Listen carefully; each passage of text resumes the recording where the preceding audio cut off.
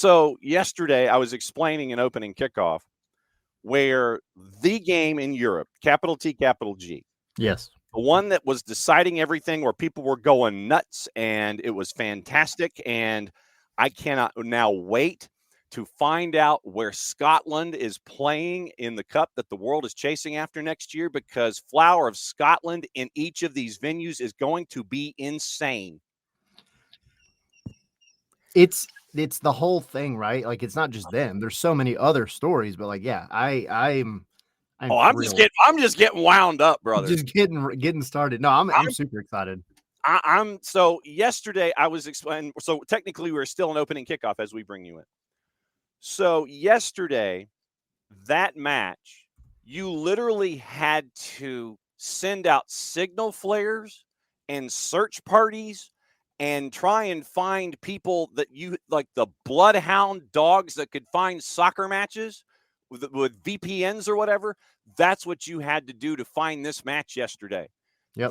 The network that is broadcasting this cup that the world is chasing after next year broadcast a 7-0 Horizon job instead.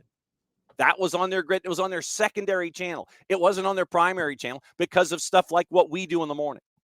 That wasn't that. This what you and I are doing was there on their primary channel. The mothership was doing syndicated programming, people doing news, all that stuff that you anticipate. They wasn't even done there, which they've done in the past. So it wasn't on the mothership, wasn't on their primary channel, wasn't on their secondary channel, because the match that they showed, the favorite was a plus 10,000 and was technically really off the board if you wanted to spend some juice boxes on that team that was going to get boat raced, and they did. So we had to use our thinking. We had to use our VPNs and all of our acumen and trying to pull in favors to try to figure out where this match was. It was the match of the day, and it was buried. Yep. Now, as an aside, the radio call was off the chain. Yes. Yeah. That's why we led with it this morning. Yeah. No, but I agree with you. I think it's 2025. It's almost 2026. Mm-hmm. And there are times when I still feel like, so I'm going to go back and so it's funny because yes, I feel like you're gonna have a story that'll top this one, and that is no offense. That is not an age joke. I'm just saying. I remember. My age is a joke, but okay, go ahead. I remember, like back in like the early 90s, like we had this portable. It's so funny to even say it like this. Portable TV. I had a portable TV. Did you have a Watchman, or was it like one of the small boxes? I don't remember like what exactly, if there was a brand or whatever, but it was a box. It almost looked like a big Game Boy, and it literally had the bunny ears. That's a Watchman, yeah. Okay, that might have been what it was. And I remember trying to get like the local Atlanta channels,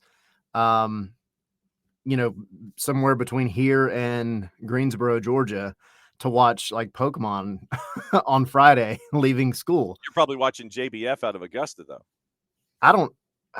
This would have been Wagga, Channel 2, Channel 5. Yeah. If you're closer to Greensboro, you might be catching the rabbit ears out of Macon at MAZ. But it was also like where we were at technology at the time also meant that I was kind of in the Bermuda Triangle of nothing, where I was catching like 3 channels at once. Absolutely true. Anyway, that's what this reminds me. This is the 2025 equivalent of having the Walkman, or the not Walkman, Watchman. The Walkman. You had the Walkman, and they brought the Watchman, and everybody was like, "Oh my god, yeah, I can watch TV." But that's what this is. It's so frustrating. I totally agree. It's like, dude, like this is. It's not like this is 5th division soccer in Luxembourg or whatever. Not that I wouldn't mind watching that again. Right. I mean, I'm not, no offense to 5th division soccer in Luxembourg, but this is admittedly the tournament that happens before the big tournament that happens to be the biggest sporting event in the entire world. Mm-hmm. So maybe make it a little more accessible to watch. I'm just saying. And it was the match of the grid. It was the one that had the most excitement attached to it, the one that meant the most, the one that had the most chaotic possibilities. That is not me, by the way. That was me. I don't know what that was. Is somebody trying to reach out to you knowing that you're on live TV? Right. Like, what are we doing here? Spam? You're doing live guesting, and it's like people are dialing in. Honestly, it's probably Tommy. Yeah. If What are you doing? if he's awake. Yeah, I'm okay. Tyler's over around. I'm gonna call him. One of those kind of things. Hey, what are we talking about tonight?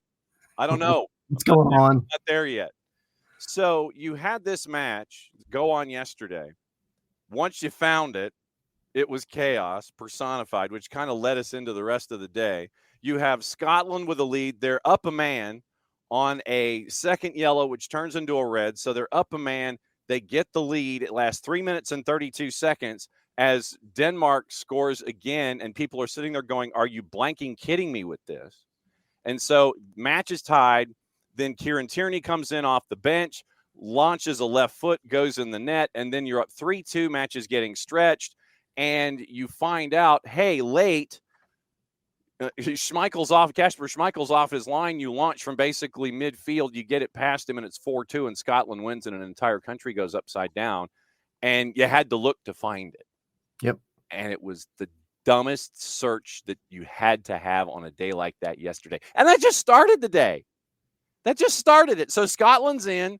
Actually, when we were leaving yesterday, UAE and Iraq were doing the playoff, and you had a 106th minute penalty call to decide who was going to go where, who was in, who was going to the Intercontinental playoff extravaganza. So that started your day as we were leaving yesterday. Then you've got Europe. You've got Europe all figured out. And then you've got CONCACAF last night, where literally it was so big. Sorry, it was so damn big that Golasso show resurrected itself at night for this match day, where you had 6 matches and you had 95,000 different things that could happen. And Golasso was off the charts, especially toward the end. And I'll see if I can find the timeline. But CONCACAF was out of its mind last night too. So we finish Europe. Europe gets finished, what, about 5 o'clock? Yeah. And then you're getting ready. 8 o'clock, everything starts. The 6 matches in CONCACAF start simultaneously at 8 o'clock. I had the Curacao match on one monitor. I had Golasso on another. So I'm keeping an eye on all 6. That's what it was. I mean, for dads like you were probably having to pay attention to, I don't know, like family things. But yeah, it was the boss was at a work dinner. And so I'm like, I've got Curacao on one monitor. I've got Golasso on all 6-pack on the other. So I was bouncing around all over the place last night. Where were you, sir, at 8 o'clock? I was finally getting done and sitting down to watch some CONCACAF. This week has been rather difficult. We're getting ready for Jace's birthday, right? Uh-oh. He is the Thanksgiving turkey. What do you get the brainiac that has everything? Well, I mean, he's the wild one. So turning 6, we had one idea, and he might be in the living room listening right now, so I can't say what it was. Sure. But that's not happening anymore because he fell off the monkey bars and broke his arm. Oh! So, yeah, on Monday. So it's been almost 2 days of just things rapidly changing. So sitting down to watch the U.S. play Marcelo Bielsa last night, I was like, well, this is a great thing. I get to watch either. Well, that was the third TV, yeah. My team play well, hopefully, or B, my favorite coach of all time do what he does. Yeah. Turns out he did not do what he does, but my team did win. So it worked out. But that was the first respite of the day. Okay. So since you have hit this pause on the clock, it is 8 o'clock Eastern time last night. So what direction would you like to go, sir? Would you like to discuss what happened with the USMNT, or would you like to discuss CONCACAF and CONCACAF? What direction do you want to go? I mean, we can hit on the U.S. first, and then we can talk, because Curacao, that has to be talked about. Yeah, sure. No question. Right. All right. So Adam Booker last night on the 280 character app, and I guess our number one is just going to be a whole blanking opening kickoff. A particular coach that is active in this window of friendlies reportedly told one of his players playing in Major League Soccer, quote, makes players lazy, end quote, and that they must play elsewhere to make this particular coach's squad. that particular coach was down 4-1 at the half at the Pirate ship last night in Tampa. Marcelo Bielsa actually said that. Yep. Uruguay head coach Marcelo Bielsa told one of his players playing in MLS makes players lazy and that they must play elsewhere to make his squads. So with that in and of itself that happened, this happened last night in Tampa, courtesy of BR Football and the U.S. and U.S. Soccer their own selves. Maybe just a little bit, but it might have made a difference here. Berhalter this time goes short to Dest. Berhalter threads it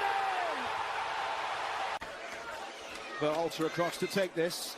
Heavily involved in the opening 20 minutes. It's been a great start for the United States. Berhalter swings this one in. Back post! Oh, it's headed in! It's another goal for the United States. It's Alex Freeman, and the lead is doubled inside 20 minutes in Tampa Bay. Berhalter. Strong challenge there from Tillman, and here's Freeman in round the back. The way opens up for Alex Freeman! Trusty. Down the line, kept in by Tolkien. Tolkien rolls it forward for Tillman. Tillman into the middle. It's Luna!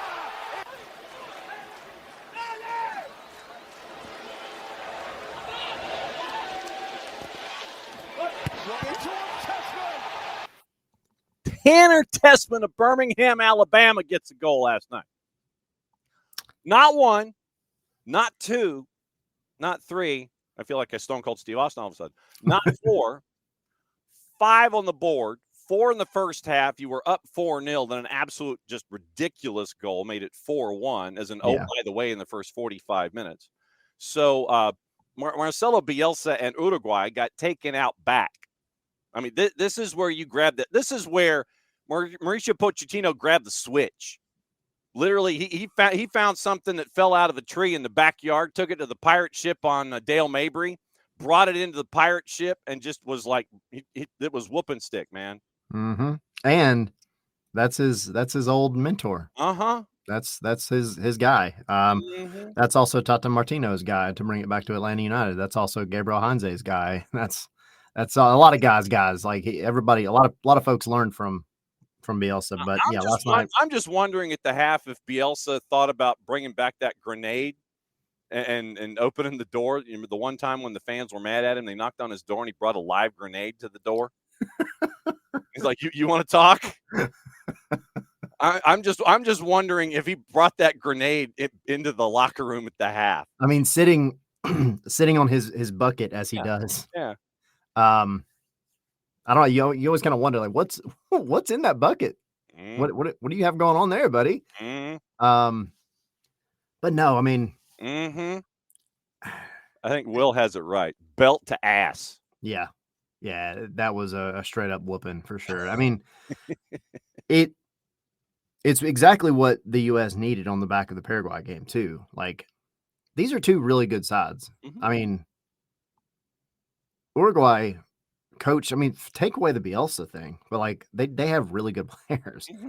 And it's not like you just went out and kind of had a game of kickabout for 90 minutes. I mean, you went out and played, in my opinion, that was the best that the U.S. men's national team has looked overall against a good side, a good team, probably since, in my opinion, the World Cup or shortly thereafter. And the fact that the lineup is, I love that Pochettino got kind of bothered last night when he was asked. We've got that sound. Okay.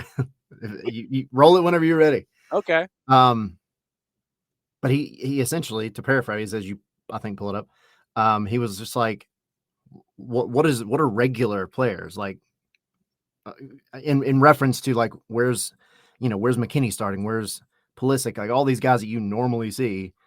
And it was asked like, these aren't the regular, quote unquote, regular players. And he was like, no, this is the U.S. men's national team. It's not about who's the regular player. These are all players. It's disrespectful. Anyway, I thought it was great though. So here's literally the first 6 minutes and 40 seconds of Mauricio Pochettino's press conference. First question is asked, and this is 2.5 minutes. So I'm going to apologize ahead of time, but it's worth it. Yeah. Once again, courtesy of our friends at U.S. Soccer. This is after the first question, And the question, let me grab the question so it is out there so you have the context. First question: what does a result like this do for your team heading into a long stretch where you're not going to see them, particularly given the guys who are on the field tonight, a lot of regulars rested? How's this going to help you guys going into the new year? Answer: Mauricio Pochettino. Sorry, I don't want to be negative, no? But I hate that not regular players. What means? It's USA playing. It's the national team. Stop with that mindset. Every time that our decision is about to pick and start in 11, is the US men's national team playing. And after 1 year, I think you need to really know me that I hate to talk in this way. It's so disrespectful. It's so disrespectful because I think we need to give credit to all the guys that today were involved, and again Paraguay too. I think it's about to win games, it's to perform, and to be honest, is of course the player you need to call for their name. But I think the most important, and we were talking now in the dressing room, and that they put the team first. And we won 2 games, very difficult games against Paraguay and Uruguay, is because of all of them, and the credit is from them. But I think who won the that match. And it's difficult to accept because I think, and it's not because today we won, because I think that victory doesn't mean nothing for me personally. I think because we need to build our journey until to the World Cup. But what I am really appreciate from the team, for the roster, and for all the staff, is in the way that we start to connect together, and that is the most important. If we want to arrive to the World Cup and to have the chance to challenge the big teams, I think that is in the way that we need to play. And I don't care it's one another. I think it's how the team behave with another player, different player, 9 changes from Paraguay to Uruguay, but to keep the idea, the philosophy, the faith, the fight, the togetherness. I don't know if you can perceive or no before the game how all the bench players were supporting the starting 11. That connection is amazing. It's what we wanted, and I think the credit, like I told to the player now, on the dressing room, is all for them. That was number one. That was the first question. And so then the follow-up question, the next question as a part of the press conference. Last time you rotated heavily, it was the Switzerland game. Things didn't go well. This time you rotated heavily, and it shows the depth you built up, the comfort, the understanding that the players you put out there, they know what you want from them. How does that speak to the process of building up block by block, that you now can bring players in, that the confidence translates from the group that was playing Paraguay to the group playing last night? Here's that answer. Once again, courtesy of U.S. Soccer and the... Yeah, but I think that you say about that there's no normal players or something. Saying, no. Yeah, that to your point, that the idea of like the regulars. The regular, doesn't, who are the regular players? No, I'm saying there is none, is what you're saying. My question is, maybe I think we need to stop the press conference and I need to go to the dressing room, come back and start again the press conference. Because it's like we were the opposite, losing 5-0, no? 5-1, no? No, I'm saying... I am the USA coach, no the another. Right, no, I'm saying no, that but the it shows that... Tell me which regular player you are talking about, because I don't understand what means regular player. More experienced players. Which? More, right? Like, okay. Yeah. Sí, pero yo estoy diciendo que no hay regulares, que este resultado dice que no hay regulares, que pueden jugar con... Yeah, but I think we need to talk about that to congratulate the player. I don't know if you now they are listen at that press conference and player feel that the no regular player they play and they did well. I don't know. if I am the player, I am very disappointed with that.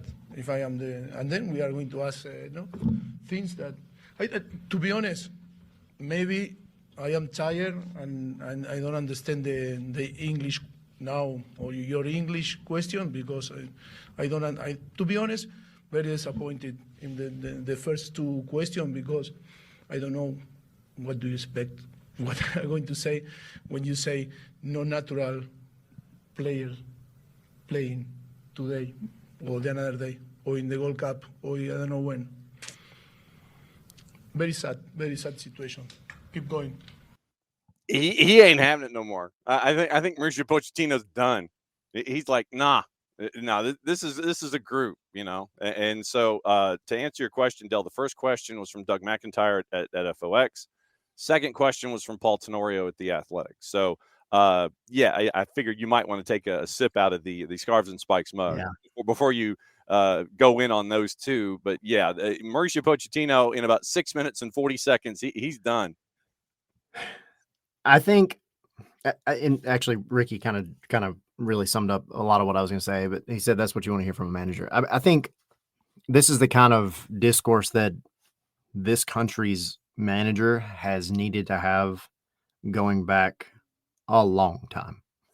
Mm-hmm. A long time. And I'm not saying that you need to get a Jose Mourinho up there to say all kinds of crap just for, the headlines and the highlights. But I think it's been a very, very difficult short tenure so far for Pochettino. I like Pochettino a lot. If you ever get a chance to read his book, go check it out. It's really, really good. It covers his time when he was stepping into Spurs and kind of, the ins and outs of how he manages and how he's a man manager more so than a soccer tactics guy.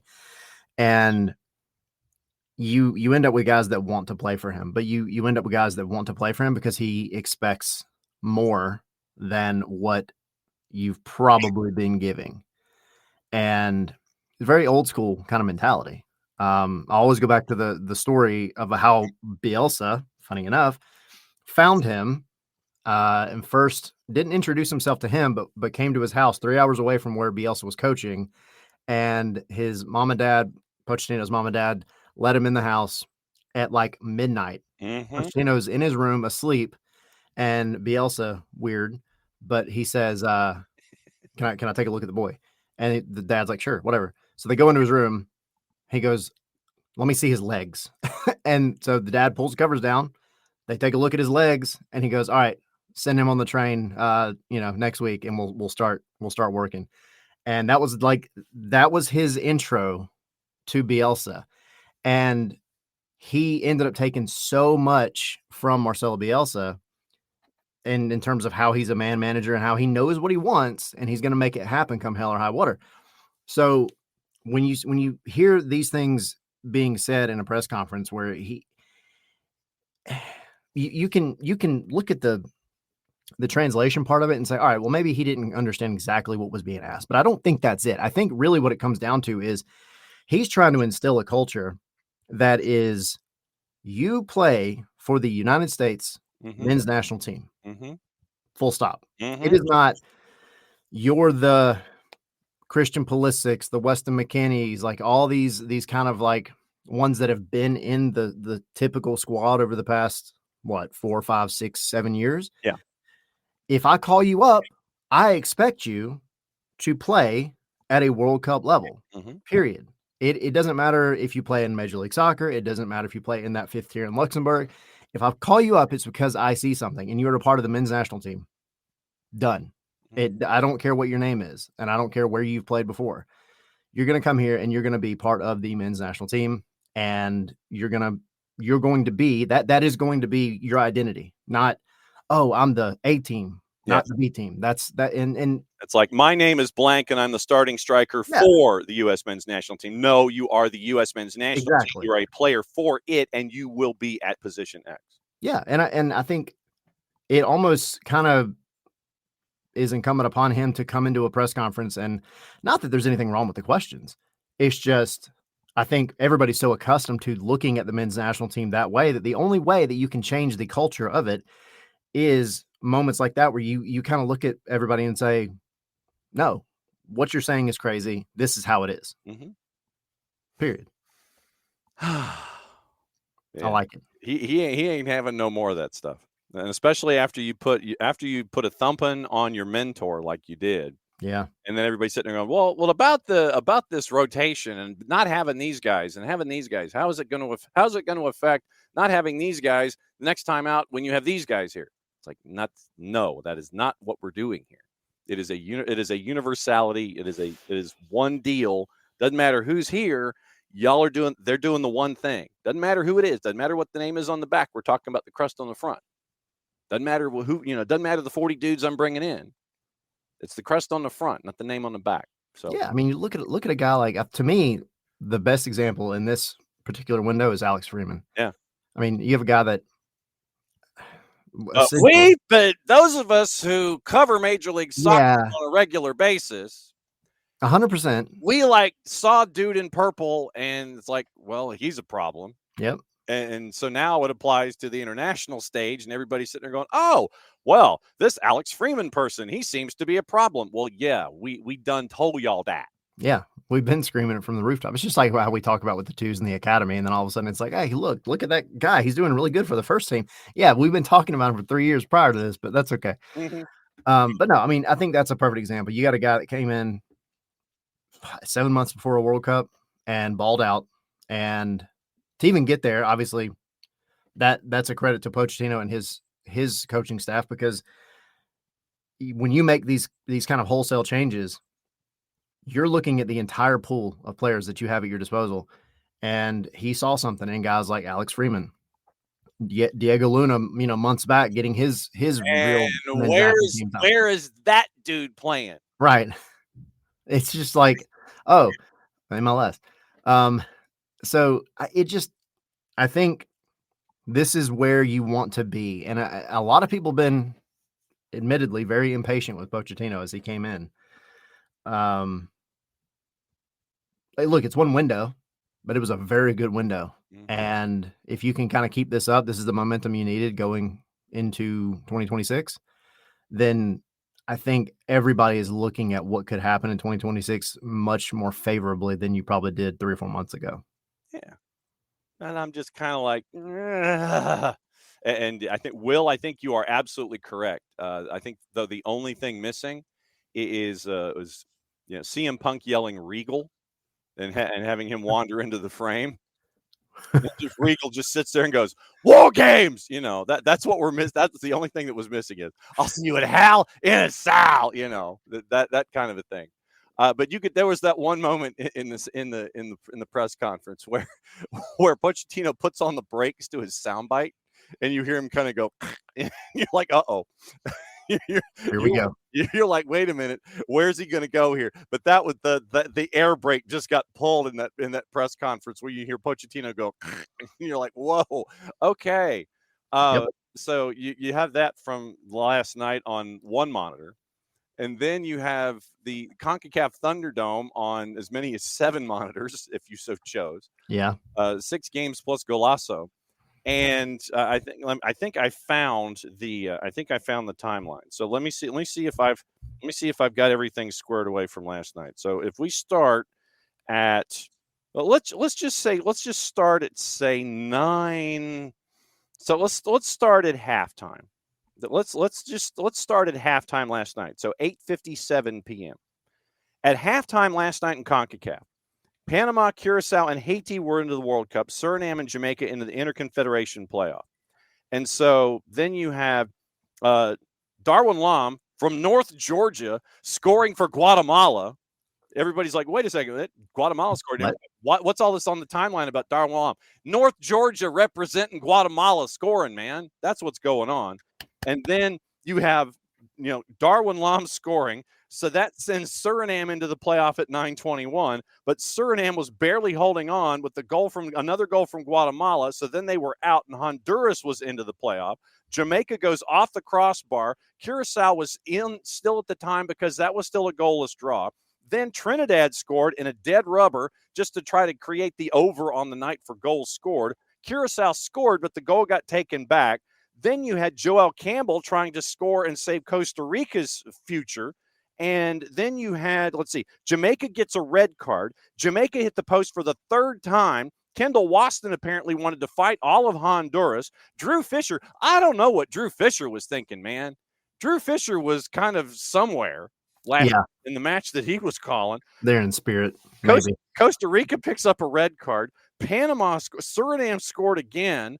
Then you have Suriname back into the playoff. Jamaica had a PK. Honduras was out at 9:58, and now Honduras had to put the pedal down. Curacao had to make a save and a PK. There was no VAR. Then Ivan Bartone called it. They wave off the PK in the Curacao game with a foul inside the 18. You end up with all of this chaos going on, and then by the end of it all, Canada was still beating Venezuela 1-0, and Ismail Kone in a friendly almost had the Gordie Howe hat trick. He had a goal and a red. And so you end up by the end of it with absolute chaos. And Curacao, they go in. They win for their country, the smallest ever to make it in. They win for Dick Advocat, who was at home with his wife. And that country makes it in. Insert 12-year-old reaction here about Dick Advocat and big energy. So just putting that out there. Yeah. Steve McLaren apparently after the match was in tears and resigned from Jamaica. So Jamaica goes into the Intercontinental Playoff Extravaganza and Coffee Clatch needing a caretaker manager or a new manager, period. But that was literally from 8:57 until 10 o'clock last night. That is everything that happened in what Scott Hansen calls the witching hour. And I would have, to get like Andrew Siciliano or Scott Hansen, to have them call that last hour last night, to call the witching hour from 8:57 to 10, that would have been absolutely amazing. But that's what you had last night in CONCACAF. It never disappoints. I love it. It never disappoints. It's such a cluster. Like CONCACAF literally just could be renamed.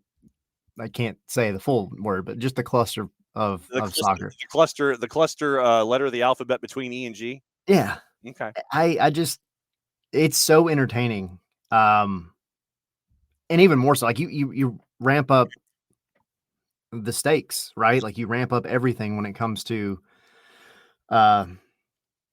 World Cup qualifying, and especially considering, you have the expanded format in this version. And of course it would be CONCACAF that essentially puts all of the drama into 1 hour of television. Yeah, absolutely. Haiti in for the first time in 52 years.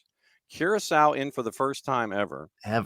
And for anyone who wants to know about Haiti's background going into this tournament, John Arnold did a great piece over at the 4-letter. This is your requested required reading of the day, plus subscribing to Get CONCACAF. His Substack is must read for research and for keeping an eye on everything going on. He did a great piece about what Haiti as a nation is going through. Haiti cannot even play in their national stadium in their home country because after the assassination of their president a couple of years ago, all of the large gangs that are in country took over the soccer stadium. They're like, oh, that looks nice. That's ours now. And so because of all of the political unrest, because of everything that has happened with Mother Nature sitting there and basically, using it as the center of a bullseye when it comes to hurricanes, they're going through so much ish that they are redefining the definition of going through ish. And the national team comes out the other side playing their home matches in Curacao. So literally, and you did have fans travel, which I thought was really cool, that you had fans leaving that made it from Haiti to Curacao for this match in this opportunity for them. But for the first time in 52 years, or a country that has gone through so much crap to go through the other side and come into this tournament, I thought that was clutch too. Yeah. And it's still going through it. I mean, it is actively. You look, if you want to write a dissertation for a PhD, focus on Haitian politics. You would Yep. probably get an A+, and you would have to research the thing, and it would be about that thick. It would be like one of Tata Martino's books about research. It would be that thick when it comes to what's going on in Haiti right now. Yeah, it is a struggle. So yeah, it's just super, because the one thing that you can at least look to, soccer, it's going to unify for the most part. And this is just one of those moments where, like, cool, if you're a Haitian, you can look at that and say, hey man, we did that. That's really awesome. Even though you were kind of having to be taken care of it in a different country entirely to even make it happen in the first place. But it's just a cool story. I love it. Absolutely true. What else from CONCACAF stuck with you last night? I don't know. It's just like all these stories. I mean, you mentioned Scotland in the beginning, and then of course Curacao, Haiti. Like they're just super cool moments. I mean, I was like hyper focused on the US game because of everything. But I mean, you've got some interesting storylines, I think, coming up going forward. But it's just CONCACAF gonna CONCACAF. I guess. Nothing wrong with and this last night would have been a fantastic night for Sickos Committee. And I just like Sickos Committee soccer. Look, just go over here, just kind of hang out for a little bit. The decision day, just that's for you. Enjoy that one. Hang on, just go and sit and just kick back and have as many monitors up as humanly possible. Before you get out of here, Atlanta United made some news and notes the last couple of days. Tata Martino has named his technical staff. No surprises. Jorge Taylor, the assistant, number one. Some gentleman named Gerardo Martino Jr. Is going to be an assistant. Rodrigo Rios is an assistant. Manuel Alfaro is your fitness coach, along with Rodolfo Palladini. Head of video analysis is Damian Silver, and Elliot Parrish is your keeper coach. So that got announced. As of 4 minutes ago. So we're actually being topical in describing that. Roster decisions yesterday for Atlanta United and for the Twos. Obviously, I know a lot of folks at the end of the season had gravitated toward Brooks Lennon with his high price point. So Lennon was not renewed. Jamal TRA was. Togashi was. A lot of the lesser salaried players that we are accustomed to, having as a part of the discussion, they are going to be hanging around. So did anything stick with you one way or the other with names either staying or not staying with Atlanta and the Twos? I think only two that they didn't surprise me. I think they could have gone either way. We did our kind of like a couple of weeks ago, our own opinions. We did the classic gladiator, thumbs up or thumb down as to whether or not they were staying. And I think we were all pretty close. But for the first team, I think TRA, I got to wonder about the price point, but then also, this is just the first step in a very long process. So whether or not you look at this as Tata Martino sees something in TRA that he feels like he can unlock, and look, TRA has been a decent backup striker. It's not like he's been bad. Concerned about his fitness, though his fitness was much better in 2025. When the man is healthy, yes. Yeah, but I'm not mad at it. It could have gone either way for me. And then for the second team, we'll see what happens with Javier Armas. But I think, he was one of those that he's been the leader. He's been kind of like a quote unquote veteran presence. But I mean, there's some names that are familiar that didn't get picked back up, like Neary. Right. But I think it kind of goes back to what Chris Henderson said recently about, the Twos might get even younger, and you have a very stacked and packed midfield in the academy and the Twos. And so you really got to move guys to give them opportunities and time. So nothing that just blew my mind. I think it kind of made sense for the most part. So for those that may not have known, the Twos moves came out yesterday after lunch. It was now under contract. You have 8 players returning for 26, including the re-signing of Moises Tablante and Patrick Weah. 6 players: James Donaldson, Arif Kovac, Toto Majub, John O'Ransom, Santi Pita. And John O'Ransom, by the way. John O'Ransom at the U17s. Yeah. You want to talk about somebody who's not afraid Ibu Martinez vibes. not afraid to woof in a PK situation. Go back, videos out there, and it's great because you have the country that he had ties to, and folks were jumping back and forth and all of the woofing there. So go back and watch that video. It's a great video. Santi Pita, Ignacio Suarez Corey remain under contract for 26. Tablante and Weah were out of contract, re-signed to MLS Next Pro contracts for 26, both with club options for 27. Contract options declined on Ryan Carmichael, Big Sal, Rodrigo Neri, and Ronan Wynn. Javi Armas is out of contract. Caden Moore returns from his loan from Philadelphia Union 2. Hopefully the Philadelphia Unionness will, when he comes back onto the Children's Healthcare of Atlanta training ground, he will reassume the Atlanta United vibes. Yeah. Aiden Torres returning to the first team roster after his loan expires. So under contract, Donaldson, Kovac, Majub, Jono Ransom, Santi Pita, Ignacio Suarez Curry, Tablante, and Weah. Declined Carmichael, Mazzaferro, Rodrigo Neri, Ronan Wynn, Javi Armas out of contract, homegrown in 26 is Caden Moore. So that's what you're staring at from the twos with the decisions that were made yesterday. And for folks that might have missed the decisions involving Atlanta United in general, you had mentioned the big price point involving Jamal, and I think it was just somewhere in the 700 range. Yeah, if I remember correctly. And Brooks Lennon's was, I think, close to 8.